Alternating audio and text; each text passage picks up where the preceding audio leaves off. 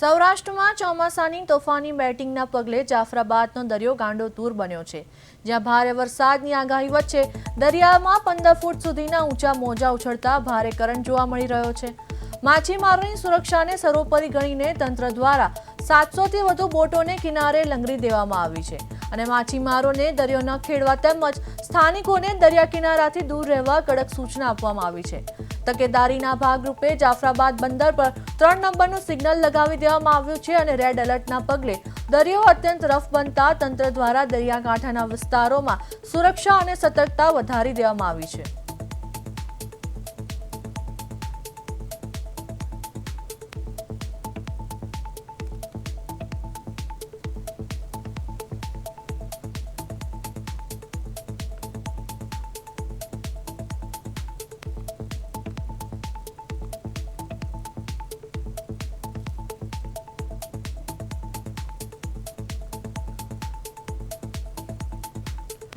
તો અમરેલીમાં રેડ એલર્ટને પગલે તંત્ર એલર્ટ, દરિયા કિનારાના વિસ્તારોમાં સુરક્ષા વધી, નાગરિકોને દરિયા કિનારેથી દૂર રહેવા અપીલ કરવામાં આવી। ચોમાસાની તોફાની બેટિંગથી દરિયો રફ, માછીમારોની સુરક્ષા માટે તંત્ર સજ્જ।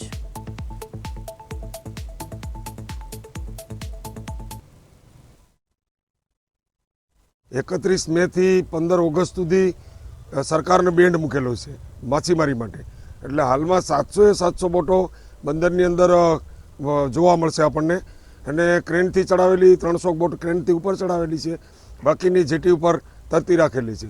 હાલમાં બંદરની અંદર 3 નંબરનું સિગ્નલ લગાડવામાં આવેલું છે અને વરસાદ એટલો જોઈએ એટલો નથી, પરંતુ દરિયાની અંદર અત્યારે ખૂબ જ મોટો કરંટ ચાલે છે, એટલે દરિયો બહુ ખૂબ જ રફ છે, એટલે દરિયાની અંદર જઈ શકાય એવું તો છે જ નહીં, પણ જવા માટે પણ બેન્ડ છે।